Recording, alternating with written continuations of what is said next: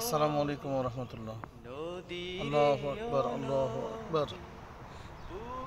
আমরা বরিশালের কুয়াকাটা অঞ্চলে 2-3 দিনের ট্যুরে এসেছি।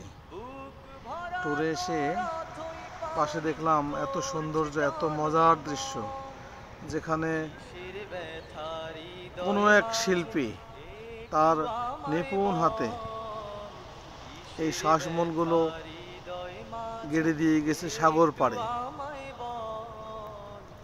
সাগরের ছলাৎ ছলাৎ শব্দ আর কেওড়া গাছের দাঁড়িয়ে থাকার যে আল্লাহর কৃতজ্ঞতা, আল্লাহর শুকরিয়া, এটা সত্যিই পাশে এসে না দেখলে উপভোগ করা সম্ভব নয়।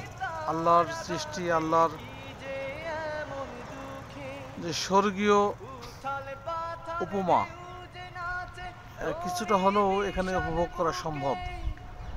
একদিকে পাখির ডাক, অপরদিকে লাল কাঁকড়ার যে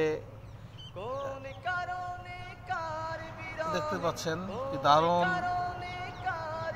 ভাবে এই বালিগুলো বের করে নিয়ে আসছে। ছোট ছোট কাঁকড়া, হয়তো কাঁকড়াগুলো দেখা সম্ভব নয়, তবে কাঁকড়ার রেখে যাওয়া স্মৃতিচিহ্নগুলো এখানে রয়েছে। সাগরের মাঝে জেলেরা মাছ ধরে ট্রলার নিয়ে দৌড়াচ্ছে, সূর্যের উঁকি দেখা যাচ্ছে, আর সাগরের সেই